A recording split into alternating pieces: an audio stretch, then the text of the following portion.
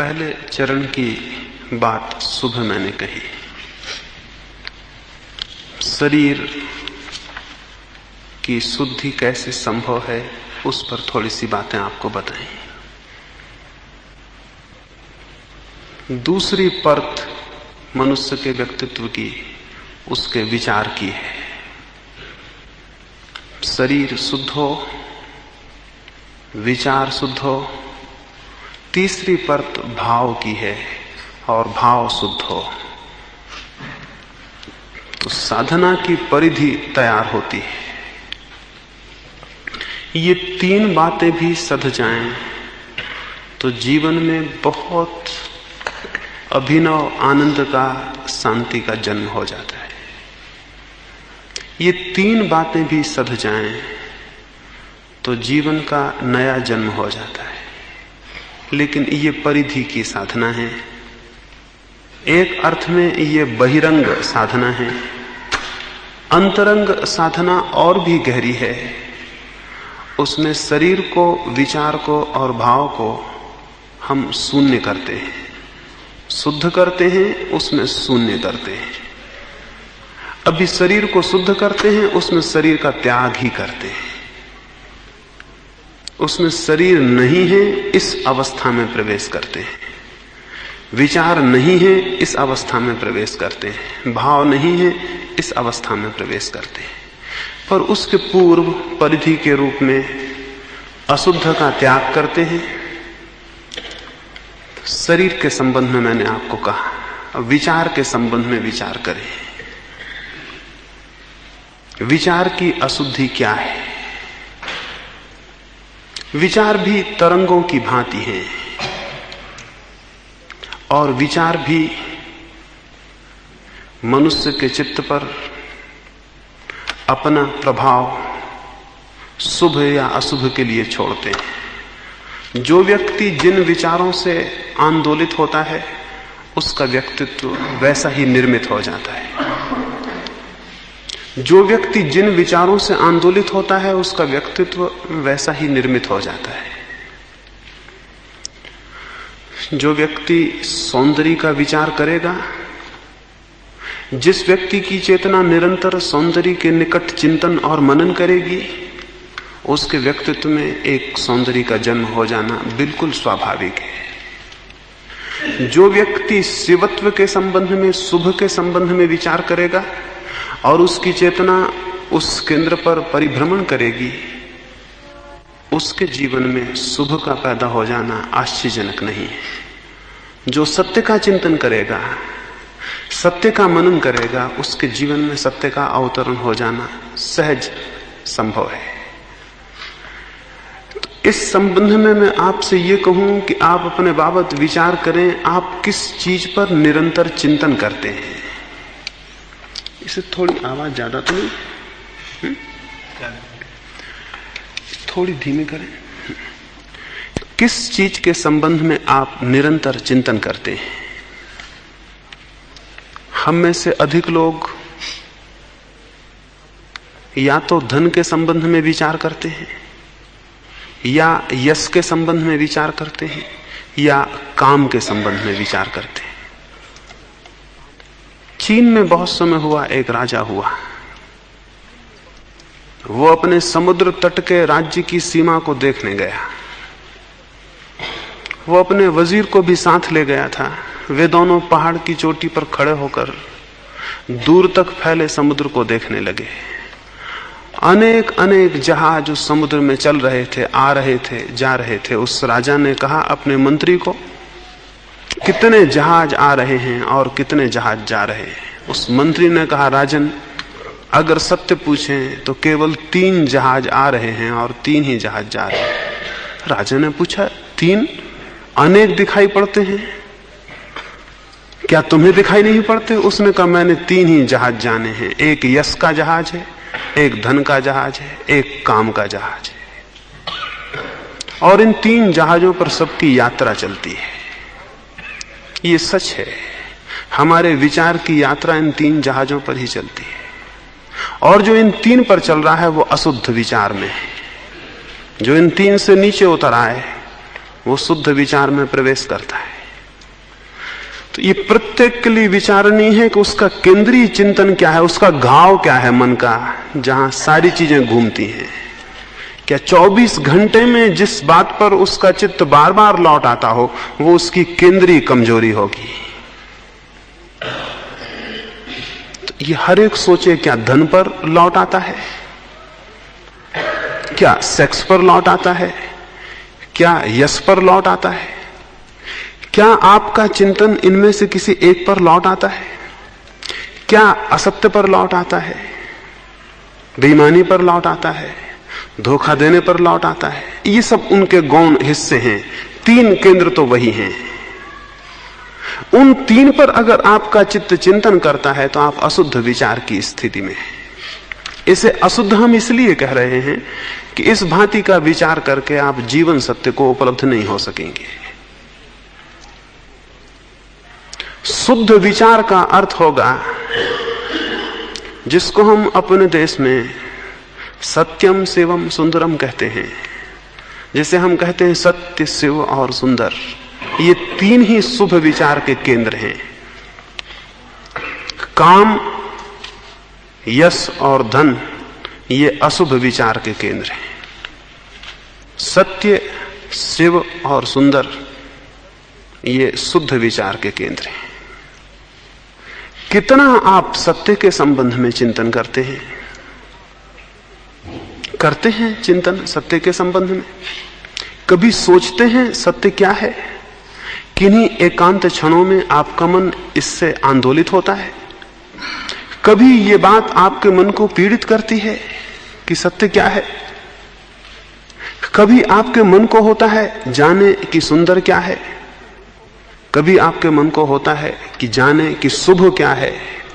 अगर ये विचार आपके मन को आंदोलित नहीं करते हैं तो आपकी विचार स्थिति अशुद्ध है और उस अशुद्ध विचार स्थिति में समाधि में प्रवेश नहीं होगा।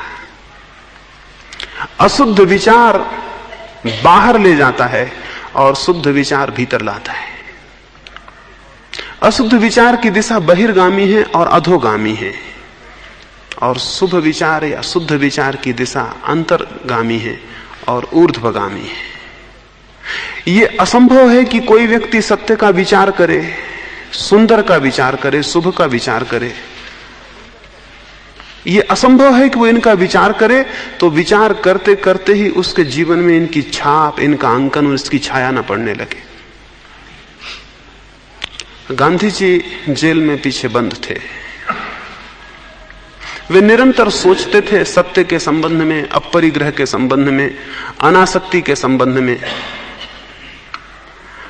उन दिनों सुबह के नाश्ते में वे 10 खजूर फुला के लेते थे, उसको पानी में डाल के 10 खजूर लेते थे। वल्लभ भाई पटेल उनके साथ जेल में थे। उन्होंने देखा 10 खजूर भी कोई नाश्ता हुआ, इतने से क्या होगा? तो उन्होंने वही फुलाते थे उन खजूरों को। उन्होंने एक दिन 15 खजूर फुला दिए और उन्होंने कहा पता भी क्या चलेगा इस बूढ़े आदमी को कि कितने थे, 10 थे कि 15, से खा लेंगे। गांधी जी ने देखा कि कुछ खजूर ज्यादा हैं। उन्होंने कहा कि वल्लभ भाई इनकी गिनती करो। गिनती निकली तो वे 15 थे। गांधी जी ने कहा ये तो 15 हैं। वल्लभ भाई ने कहा 10 और 15 में क्या फर्क है? गांधी जी 2 क्षण आंख बंद करके बैठ गए और सोचते रहे। उन्होंने कहा वल्लभ भाई तुमने मुझे बड़ा सूत्र दे दिया। तुमने कहा 10 और 15 में क्या फर्क है, मेरी समझ में आ गया कि 10 और 5 में भी कोई फर्क नहीं है।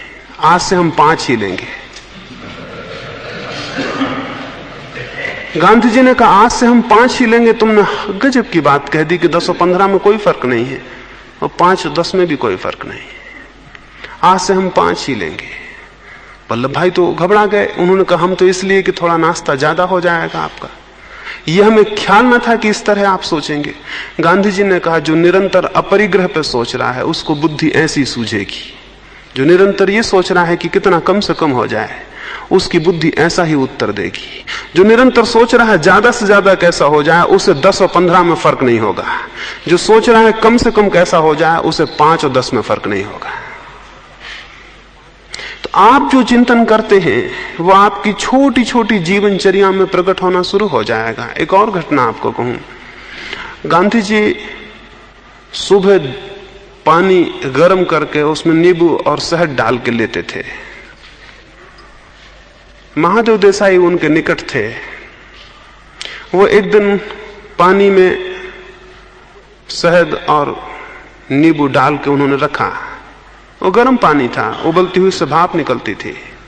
जब गांधी जी आए तो कोई 5 मिनट बाद उनको पीने को दिया। गांधी जी उसे 2 क्षण देखते रहे और फिर उन्होंने कहा, अच्छा हुआ होता इसे ढक देते। वल्लभ भाई ने कहा, 5 मिनट में क्या बिगड़ता, और फिर मैं देख ही रहा हूं इसमें कुछ भी नहीं गिरा। गांधी जी ने कहा, कुछ गिरने का प्रश्न नहीं है, इससे गर्म भापें उठ रही हैं, कुछ न कुछ कीटाणुओं को व्यर्थ ही नुकसान पहुंचा होगा। गांधी जी ने कहा, ढकने का और गिर जाने का उतना प्रश्न नहीं है, लेकिन इससे गर्म भापें निकल रही हैं, वायु के बहुत से कीटाणुओं को व्यर्थ ही नुकसान पहुंचा होगा। कोई कारण ना था, उसे हम बचा सकते थे। जो अहिंसा पर निरंतर चिंतन कर रहा है, ये स्वाभाविक है कि उसको ये वृत्ति और बोध आ जाए। इन्हीं मैं ये कह रहा हूं कि आप जब किन्हीं चीजों पर निरंतर चिंतन करेंगे तो आप जीवनचर्या में छोटी छोटी बातों में पाएंगे कि फर्क हो जाता है। सुबह यहां एक मित्र ने आपको खबर दी। उन्होंने कहा कि ये बहुत दुख की बात है कि बहुत से लोगों को हम 2 बार कह चुके, फिर भी वो अभी तक नहीं आए हैं और 10 मिनट की देर हो गई। उन्होंने कहा कि बहुत दुख की बात है कि कुछ लोगों को हम 2 बार कह चुके लेकिन वो अभी तक नहीं आए हैं। अगर मुझे ये बात कहनी पड़े तो मैं ये कहूंगा, ये बहुत खुशी की बात है कि 2 ही बार कहने से इतने लोग आ गए हैं।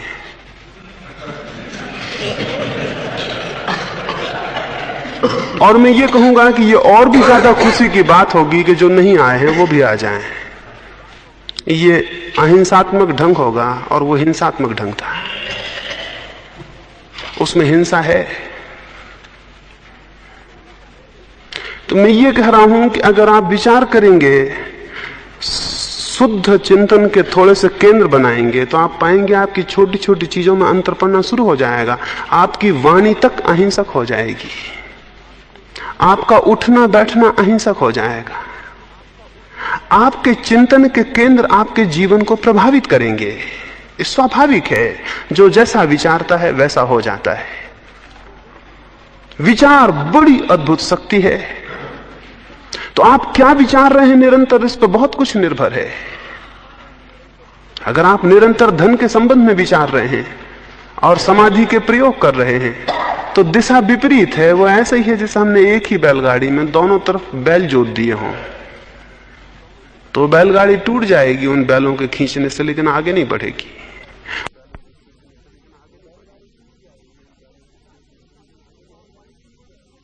विचार की दिशा शुद्ध हो तो आप पाएंगे बड़ी छोटी छोटी चीजों में अंतर पड़ना शुरू हो जाता है। बहुत बड़ी बड़ी बातें नहीं है जीवन में, जीवन बड़ी छोटी छोटी बातों से बनता है। जीवन बड़ी छोटी छोटी घटनाओं से बनता है। आप कैसे उठते हैं, कैसे बैठते हैं, कैसा बोलते हैं, क्या बोलते हैं, इस पर बहुत कुछ निर्भर होता है, बहुत कुछ निर्भर होता है। और इन सारी बातों का जो केंद्र है, जहां से सबका जन्म होता है, वो विचार है। तो विचार को सत्योन्मुख, शिवोन्मुख और सौंदर्योन्मुख होना चाहिए। निरंतर जीवन में ये स्मरण बना रहे कि हम सत्य का चिंतन करें। समय जब मिले तो हम सत्य पर थोड़ा विचार करें, सौंदर्य पर थोड़ा विचार करें, शुभ पर थोड़ा विचार करें। और इसके पहले कि हम कोई काम करने में प्रवृत्त हों, एक क्षण रुक जाएं और सोचें कि हम जो करेंगे वो सत्य, सुंदर और शुभ के अनुकूल होगा या प्रतिकूल होगा। जब कोई विचार मन में चलने लगे तो हम सोचें कि ये जो धारा चल रही है, ये विचार की धारा शुभ के, सत्य के, सुंदर के अनुकूल है या कि प्रतिकूल है। यदि ये प्रतिकूल है तो इस धारा को खंडित कर दें, इसका साथ छोड़ें। ये धारा लाभ की नहीं है, ये जीवन को गड्ढे में ले जाएगी, ये जीवन को नीचे ले जाएगी।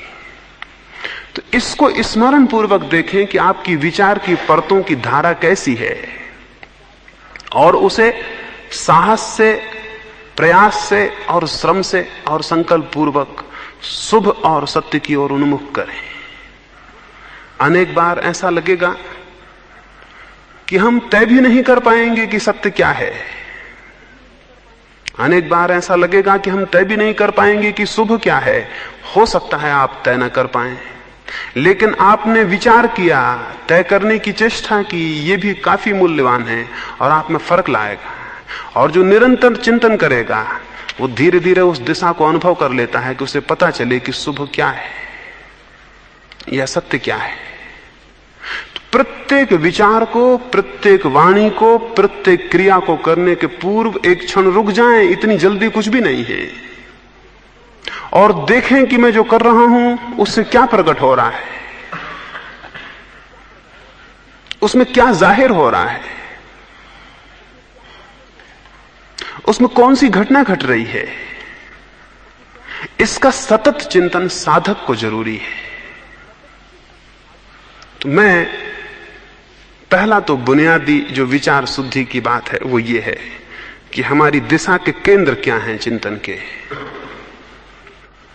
अगर वे केंद्र आप में नहीं हैं जिनकी मैं बात कर रहा हूं तो उन केंद्रों को जगाना होगा।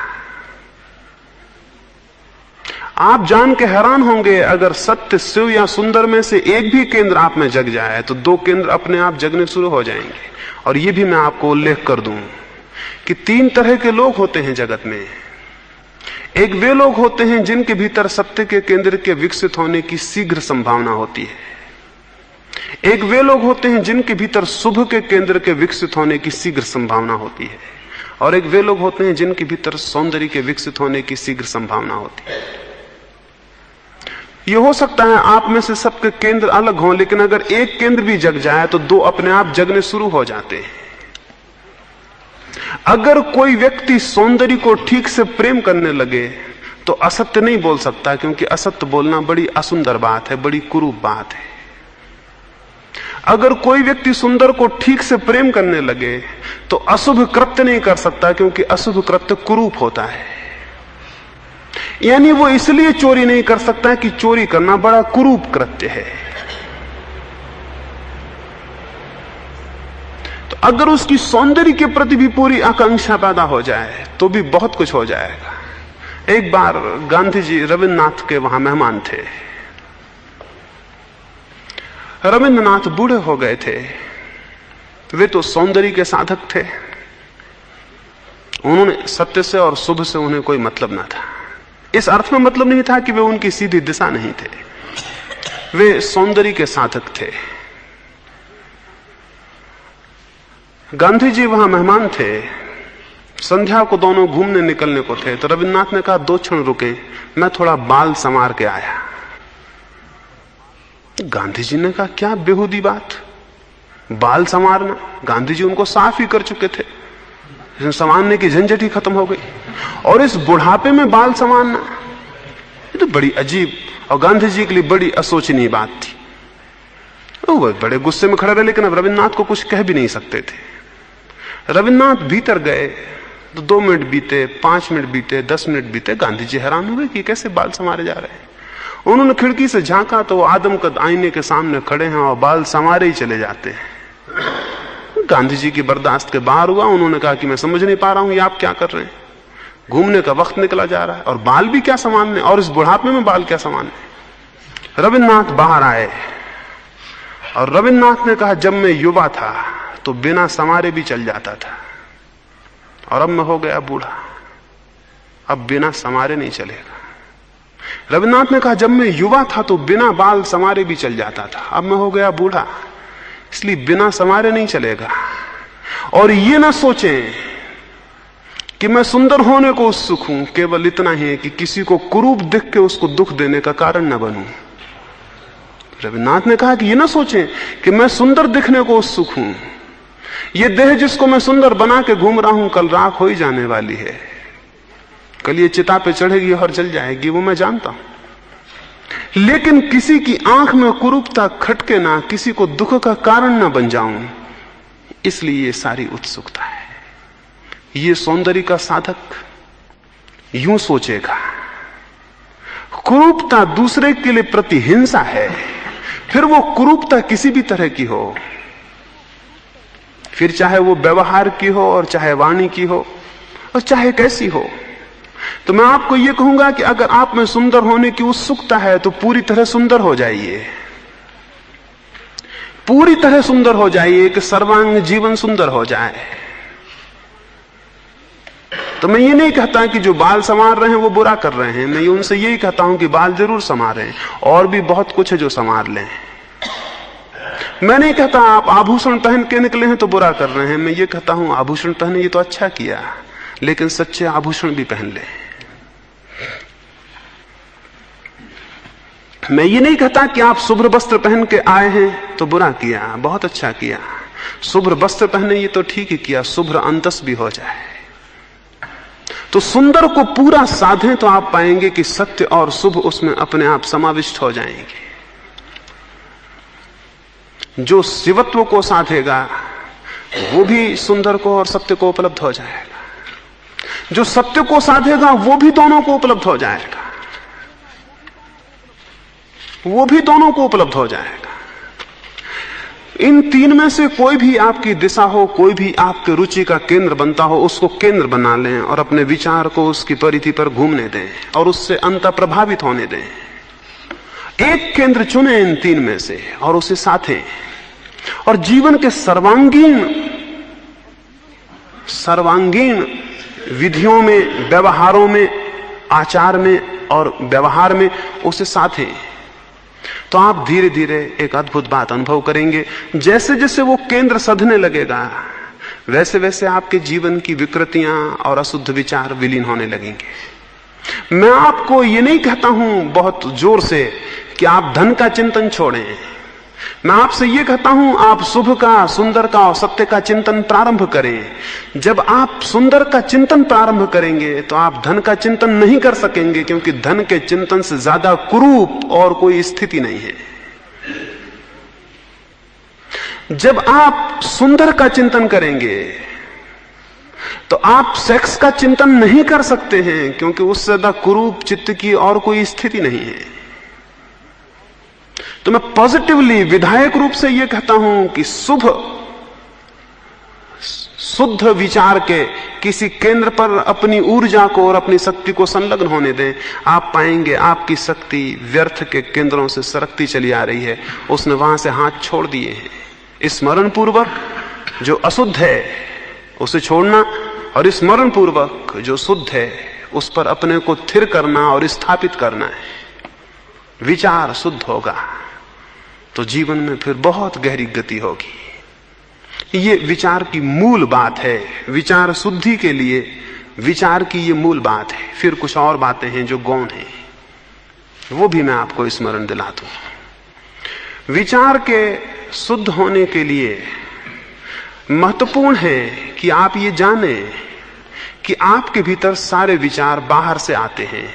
कोई विचार आपके भीतर नहीं होता, सारे विचार आपके पास बाहर से आते हैं। विचार की खूंटियां भीतर होती हैं, विचार बाहर से आते हैं। ये जरा समझ लें, विचार बाहर से आते हैं, खूंटियां भीतर होती हैं। अगर किसी व्यक्ति ने धन का चिंतन किया है तो धन के विचार तो बाहर से आते हैं, केवल धन के विचार करने की जो कामना है उसकी खूंटी भर भीतर होती है। विचार बाहर से आकर उस खूंटी पर टंग जाते हैं। जो सेक्स का चिंतन करता है, सेक्स की खूंटी तो भीतर होती है, विचार बाहर से आकर उस पर टंग जाते हैं। जो जिस बात का चिंतन करता है उसकी सिर्फ खूंटी भीतर होती है, विचार हमेशा बाहर से आके टंग जाते हैं। आपके पास जितने विचार हैं वो सब बाहर से आए हुए हैं। विचार की शुद्धि के लिए ये जानना जरूरी है कि विचार जो बाहर से हमारे भीतर आ रहे हैं वो अविवेकपूर्ण रीत से भीतर ना आए। हम सजग हों और जिसको भीतर आने देना चाहते हों वही हमारे भीतर आए, शेष को हम बाहर फेंक दें। मैं भी पीछे कहता था अगर मेरे घर में कोई कचरा फेंक देगा तो मैं उससे झगड़ने जाऊंगा, लेकिन मेरे दिमाग में अगर कोई कचरा फेंकता है तो मैं झगड़ने नहीं जाता। अगर आप रास्ते पे मुझे मिलें और मैं एक फिल्म की कहानी आपको सुनाने लगूं तो आपको कोई दिक्कत नहीं होती, और अगर मैं घर में जाके आपके थोड़ा कचरा फेंक आऊं तो आप कहेंगे आपने ये क्या किया, कानून के विपरीत है। और मैं आपके दिमाग में कचरा डालूं, एक फिल्म की कहानी सुनाऊं, तो आप बड़े मजे से बैठ के सुनते रहते हैं। अभी हमको ये पता नहीं है कि दिमाग में भी कचरे फेंके जा सकते हैं, और हम सारे लोग एक दूसरे के ऐसे दुश्मन हैं कि एक दूसरे के दिमाग में कचरा फेंकते रहते हैं। जिनको आप मित्र समझते हैं वे आपके साथ क्या कर रहे हैं, उनसे बड़ा दुर्व्यवहार और कोई नहीं कर सकता। इससे दुश्मन बेहतर, कम से कम आपके दिमाग में कुछ नहीं फेंकता, क्योंकि आपसे मिलता जुलता नहीं। हम सब एक दूसरे के दिमाग में कचरा डाल रहे हैं, और हम इतने सोए हुए लोग हैं कि हमें पता ही नहीं होता कि हम क्या ले रहे हैं। हम सबको स्वीकार कर लेते हैं। हम धर्मशालाओं की तरह हैं जिनमें कोई रखवाला नहीं है, और जिन पर कोई द्वारपाल नहीं बैठा हुआ है कि कौन ठहरे और कौन न ठहरे। उसमें जो भी आए, आदमी या जानवर या चोर या बेईमान, वो सब ठहरे, और जब उसका मन हो तब चला जाए, और न मन हो तो बराबर रहा है। मन को धर्मशाला नहीं होना चाहिए। अगर मन धर्मशाला होगा, सुरक्षित नहीं होगा, तो अशुद्ध विचार से छुटकारा मुश्किल है। तो स्मरण पूर्वक मन के ऊपर पहरा होना चाहिए। शुद्ध विचार के लिए दूसरी जरूरत है कि मन पर पहरा हो, एक वॉचफुलनेस हो।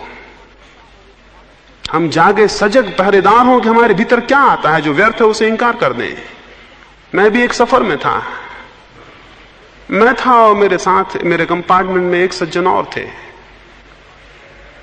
वे मुझसे कुछ बातचीत करना चाहते होंगे। जैसे ही मैं बैठा, उन्होंने सिगरेट निकाल के मुझे दी। मैंने कहा क्षमा करें, मैं नहीं लूंगा। उन्होंने सिगरेट अंदर रख ली। फिर थोड़ी देर बाद उन्होंने पान निकाला और मुझसे कह लीजिए। मैंने कहा माफ करें, मैं नहीं लूंगा। वो फिर पान रख के बैठ गए। फिर उन्होंने अपना अखबार उठाया, बोला इसको पढ़िएगा। मैंने कहा क्षमा करें, मैं नहीं पढ़ूंगा। वो बोले बड़ा मुश्किल है, हम आपको कुछ भी देते हैं, आप नहीं लेते। वो मुझसे बोले हम आपको कुछ भी देते हैं, आप कुछ भी नहीं लेते। मैंने कहा कि जो कुछ भी ले लेते हैं वो नासमझ हैं,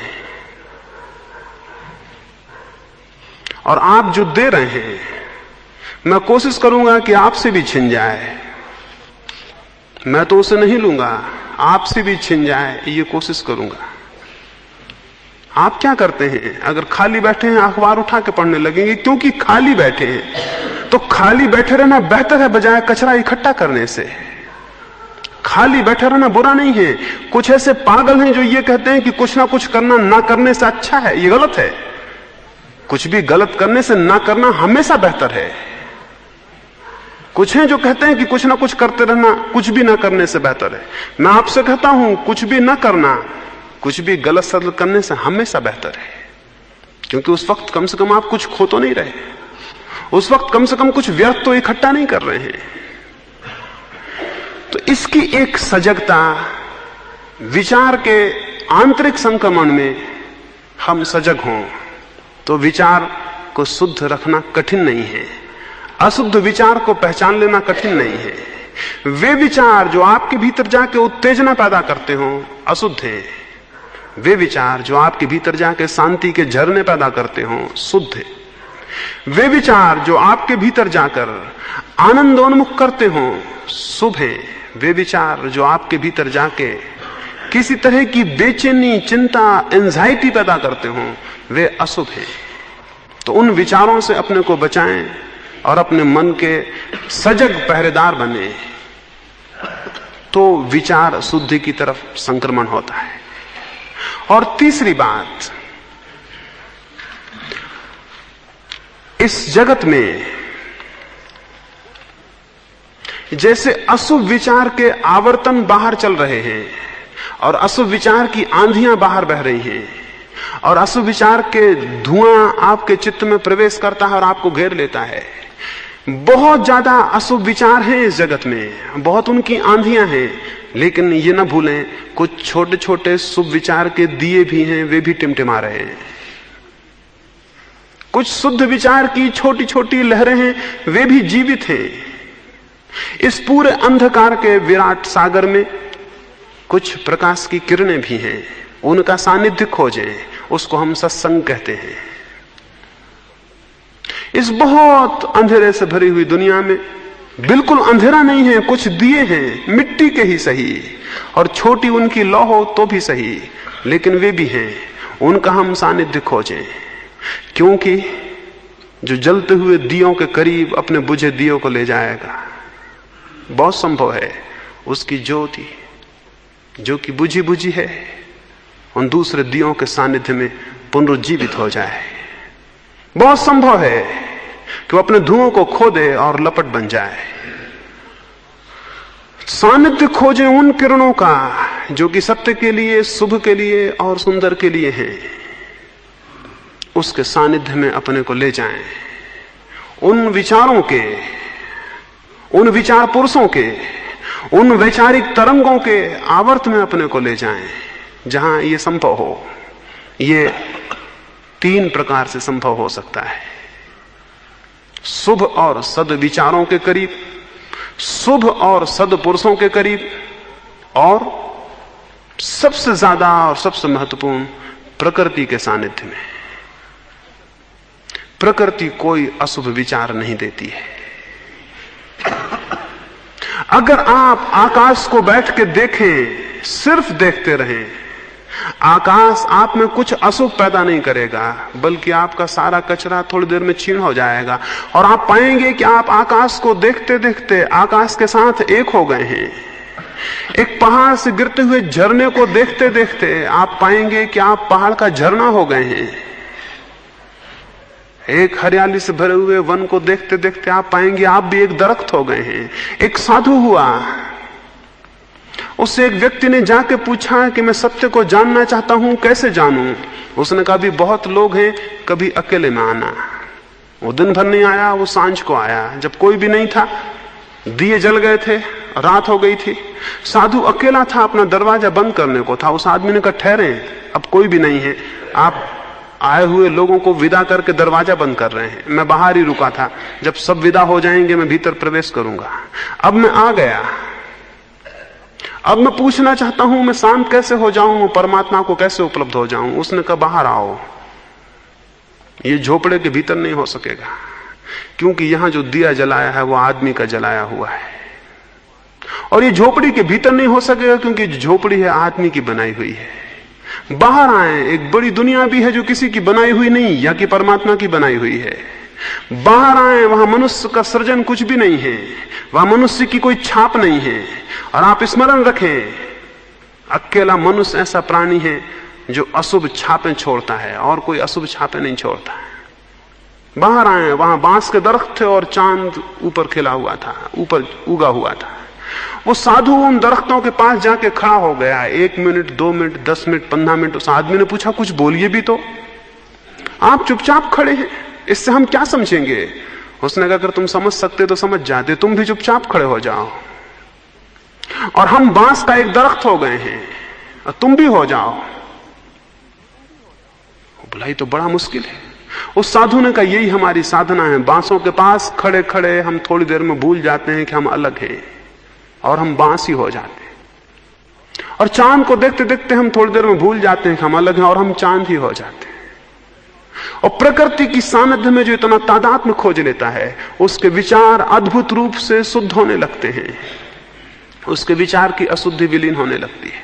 तो 3 रास्ते हैं, सद्विचार, और सद्विचारों की अनंत धाराएं हैं, और सद्पुरुष वे कभी समाप्त नहीं है, वे हमेशा मौजूद हैं। लेकिन हम कुछ ऐसे अंधे हैं कि हम केवल मुर्दों के पूजने के आदी हैं, और हम ऐसे अंधे हैं कि जीवित कोई व्यक्ति हमारे लिए कभी सद हो ही नहीं सकता, सिर्फ मुर्दे हमारे लिए सद होते हैं, और मुर्दों से सत्संग बड़ा मुश्किल है। और दुनिया में जितने धर्म हैं वो सब मुर्दों के पूजक हैं, जीवित का पूजक करीब करीब कोई भी नहीं है, और वो सब मरे हुओं को पूजते हैं। और सबको ये भ्रम है कि जितने सत्पुरुष होना थे वो सब हो चुके, आगे कोई भी नहीं होगा। और सबको ये भ्रम है कि जो जीवित हो वो सत कैसे हो सकता है। हमेशा जमीन पर सद्पुरुष उपलब्ध हैं, वे जगह जगह मौजूद हैं, आंखें हो तो पहचाने जा सकते हैं। फिर बड़ी बात तो यह है कि अगर वे पूरे सद ना भी हों आपकी तुलना में और आपकी कल्पना में, तो भी आपको उनके असद से क्या लेना है। एक फकीर था, उसने कहा कि मैंने आज तक जिनके पास भी गया सबसे सीखा। किसी ने पूछा ये कैसे हो सकता है, एक चोर से क्या सीखिएगा? उसने कहा एक बार ऐसा हुआ, हम एक चोर के घर में मेहमान थे, और ऐसा हुआ कि वो चोर के घर हम 1 महीना मेहमान थे। वो रोज रात को चोरी करने निकलता, 4 बजे 3 बजे वापस लौटता। हम उससे पूछते कहो कुछ हुआ? वो हंस के कहता आज तो कुछ नहीं हुआ, शायद कल हो। 1 महीना वो चोरी नहीं कर पाया। कभी दरवाजे पे सैनिक मिल गया, कभी लोग घर में जगे थे, कभी ताला नहीं तोड़ पाया, कभी भीतर भी घुसा, खजाने तक नहीं पहुंच पाया। और वो चोर रोज रात को थका हुआ लौटता और हम उससे पूछते कि कहो कुछ हुआ? वो कहता आज तो नहीं हुआ, लेकिन कल शायद हो। हमने उससे ये सीख लिया। हमने सीख लिया कि जब आज न हो तो फिक्र मत करना, याद रखना कि कल हो सकता है। और एक चोर जो चोरी करने गया, निपट खराब काम करने गया, वो भी इतनी आशा से भरा है। तो उस फकीर ने कहा उन दिनों हम परमात्मा की तलाश में थे, हम परमात्मा की चोरी में लगे थे। हम भी वहां दीवारें खटखटा रहे थे और दरवाजे टटोल रहे थे, कोई रास्ता नहीं मिलता था। हम थक गए थे और निराश हो गए थे और हमने सोचा था फिजूल है, सब छोड़ें। लेकिन उस चोर ने हमको बचा लिया और उसने कहा आज नहीं हुआ, कल शायद होगा। और हमने ये सूत्र बना लिया कि आज नहीं होगा तो कल शायद होगा। फिर वो दिन आया कि बात घटित हुई, चोर ने चोरी कर ली और हमने भी परमात्मा चुरा लिया। तो सवाल ये नहीं है कि आप सदपुरुष से ही सीखेंगे, सवाल यह है कि सीखने की बुद्धि और समझ हो तो ये सारे जगत में सदपुरुष भरे हुए हैं। और अगर वो ना हो तो महावीर के करीब से भी लोग निकले जिनने समझा कि ये कोई लफंगा है, कोई नंगा है, न मालूम कौन है, पागल है। महावीर के करीब से लोग निकले हैं। और आप जो सुनते हैं लोग कहते हैं फला आदमी नंगा लुच्चा है, ये सबसे पहले महावीर के लिए प्रयुक्त हुआ शब्द है, क्योंकि वो नंगे थे और केस लुंज करते थे, इसलिए नंगे लुच्चे कहलाते थे। लोग कहते थे नंगा लुच्चा है। अब वो शब्द गाली है। आज अगर आपसे कोई कह देगा आप गुस्से में आ जाएंगे, लेकिन वो नग्न और केस लुंज करने वाले साधु महावीर के लिए सबसे पहले प्रयुक्त हुआ था। तो महावीर के करीब से निकलने वाले लोग थे जिनने समझा कि न मालूम कौन फालतू आदमी है। ऐसे लोग थे जिन्होंने उनको मारा, ठोका और समझा कि कोई बेईमान है, कोई ठग है, कोई जासूस है। ऐसे लोग हुए जो महावीर को नहीं समझ सके। ऐसे लोग हुए जिन्होंने क्राइस्ट को सूली पर लटका दिया, ये समझ के कि कोई झूठ बातें बोलता है। ऐसे लोग हुए जिन्होंने सुकरात को जहर पिला दिया। और वे लोग उस दिन हुए ऐसा मत सोचना, वो सब आपके भीतर मौजूद हैं, यही लोग थे। अभी आपको मौका मिल जाए तो सुकरात को जहर पिला देंगे, और मौका मिल जाए तो क्राइस्ट को सूली पर लटका देंगे, और मौका मिल जाए तो महावीर को देख के आप हंसने लगेंगे कि कैसे पागल आदमी है। लेकिन चूंकि वो मर गए, मुर्दों को आप पूज लेते हैं, उनसे कोई दिक्कत नहीं है। जो जिंदा है उनको पूजना बड़ा मुश्किल है, उनको मानना, उनको समझना बड़ा मुश्किल है। तो अगर सद की खोज हो तो सारा जगत सदपुरुषों से हमेशा भरा हुआ है। ऐसा कभी नहीं हुआ है, न कभी होगा। और जिस दिन यह हो जाएगा कि सदपुरुषों की परंपरा खंडित हो जाएगी, उस दिन आगे कोई सदपुरुष नहीं हो सकेगा, क्योंकि वो धारा टूट जाएगी, वो रेगिस्तान में विलीन हो जाएगी। वो मोटी और पतली हमेशा बह रही है वो धारा, उससे परिचित होना, संबंधित होना। और उसके लिए रास्ता ये नहीं है कि आपको कोई जब बिल्कुल ही परम व्यक्ति मिलेगा तब आप समझेंगे। आपकी आंख खुली रखें, छोटी छोटी घटनाओं में समझना हो सकता है। एक बाबत में पढ़ता था, एक साधु के बाबत। वो 60 वर्ष की उम्र तक व्यवसाय करते रहे। उनका नाम, घर का नाम राजा बाबू था। वृद्ध हो गए तो भी लोगों ने राजा बाबू कहते। एक दिन सुबह सुबह वो घूमने निकले थे। सुबह अभी सूरज नहीं उगा है, वो गांव के बाहर घूमने गए हैं। एक स्त्री अपने घर में एक बच्चे को जगा रही है, उससे कह रही कि राजा बाबू कब तक सोए रहोगे, अब सुबह हो गई, उठो। वो बाहर छड़ी लिए हुए चले जा रहे थे, उन्हें सुनाई पड़ा कि राजा बाबू कब तक सोए रहोगे, अब तो सुबह हो गई, अब तो उठो। और उन्होंने ये सुना और वो वापस लौट आए। उन्होंने घर जाके कहा कि अब मुश्किल है, आज उपदेश मिल गया, आज सुनाई पड़ गया कि राजा बाबू कब तक सोए रहोगे, अब तो सुबह भी हो गई, अब उठो। उन्होंने कहा आज तो बस बात समाप्त हो गई। अब ये किसी स्त्री ने न मालूम किस बच्चे को सुबह उठाने के लिए कहा था, लेकिन जिसके पास आंख थी उसके लिए उपदेश बन गया। और ये हो सकता है कि कोई आपको उपदेश दे रहा हो और आपके पास कान और आंख ना हो और आप बैठे सुनते रहें और समझें कि शायद किसी और से कहता होगा। तो सद का संपर्क, सद की आकांक्षा, सद की तलाश, अन्वेषण और सत विचारों का जीवन में प्रवेश, प्रकृति का सानिध्य, ये सद विचार के लिए, शुद्ध विचार के लिए उपयोगी शर्तें और भूमिकाएं हैं। ये थोड़ी सी बातें मैंने विचार शुद्धि के लिए कही। इसको एक अनिवार्य अंग समझ के प्रयोग करना है जीवन भर। कोई आज और कल की बात नहीं है। कोई धर्मों के शिविर नहीं हो सकते कि 3 दिन में बात आई और समाप्त हो गई। धर्मों की कोई ऐसी ट्रेनिंग नहीं हो सकती कि 3 दिन हम मिले और मामला खत्म हो गया। अधर्म ऐसी बीमारी है कि जीवन भर चलती है, इसलिए धर्म का शिविर भी जीवन भर ही चलना पड़ेगा, कोई रास्ता नहीं है। तो उसे जीवन भर प्रयोग करना होगा। भाव के संबंध में कल मैं बात करूंगा कि भाव शुद्धि के लिए हम क्या करें। अब रात्रि के ध्यान के लिए थोड़ी सी बात समझ लें और फिर हम रात्रि के ध्यान के लिए बैठेंगे। रात्रि के ध्यान के लिए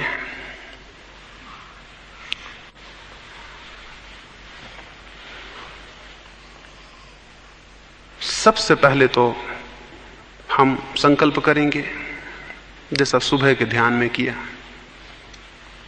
5 बार संकल्प करेंगे।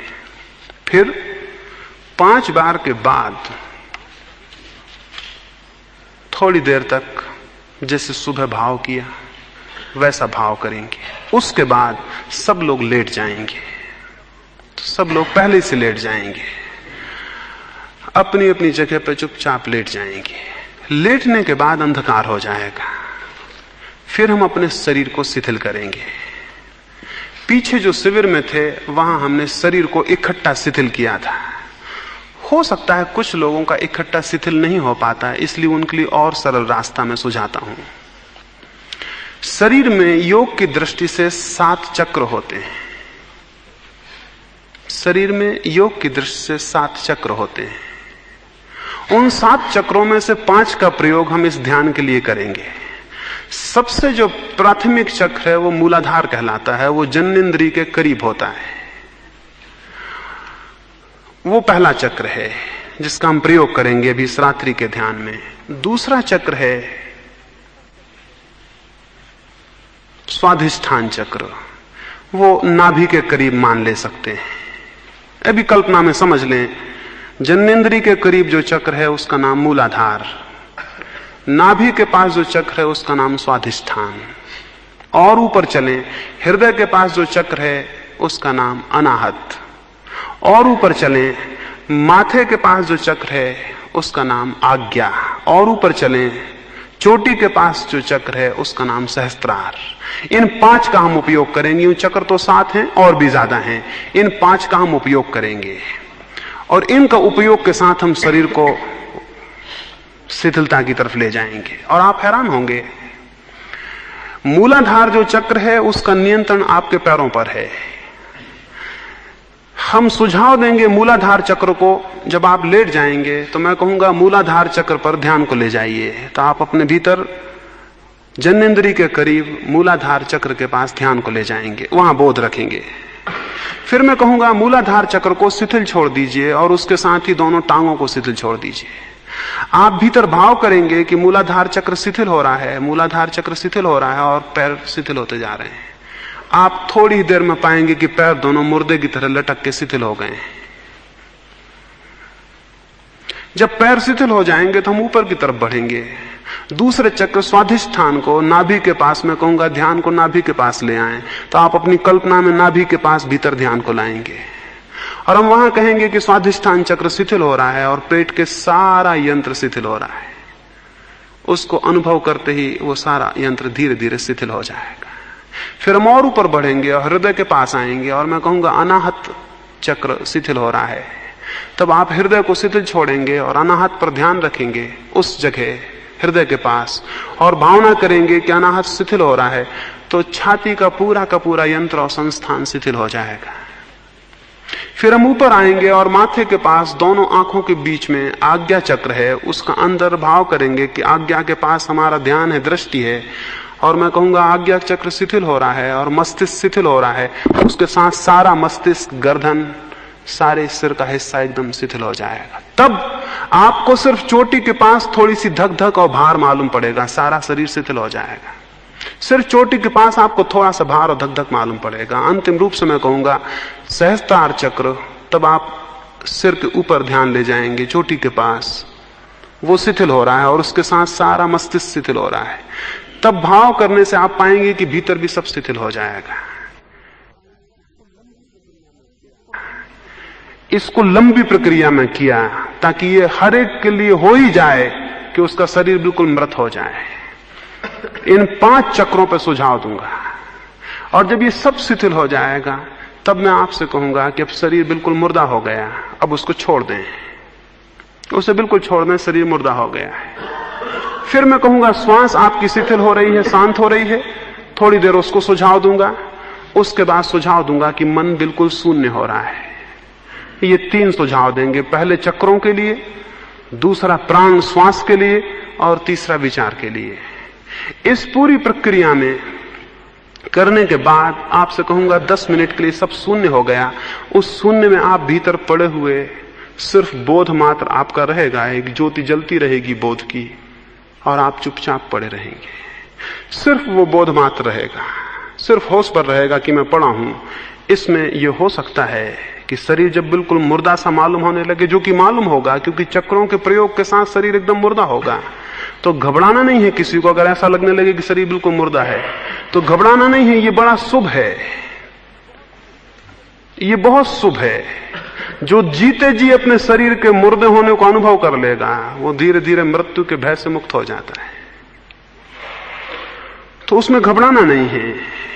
कोई भी अनुभूति मालूम हो, कोई प्रकाश आलोक मालूम हो, शांति मालूम हो, उसको चुपचाप देखते रहना है और शांत शून्य में पड़े रहना है। ये अनिवार्य है। इन 3 प्रक्रियाओं में संकल्प, भाव और फिर ध्यान, ये रात्रि का ध्यान होगा। मैं समझता हूं आप मेरी बात समझ गए होंगे। तो अब सब इतने दूर बैठ जाएं लोग कि पहले तो हम अपनी जगह बना लें कि आप लेट सकेंगे। सब इतने दूर बैठ जाएं, सारी जगह का उपयोग कर लें, कोई बैठा हुआ नहीं रहेगा।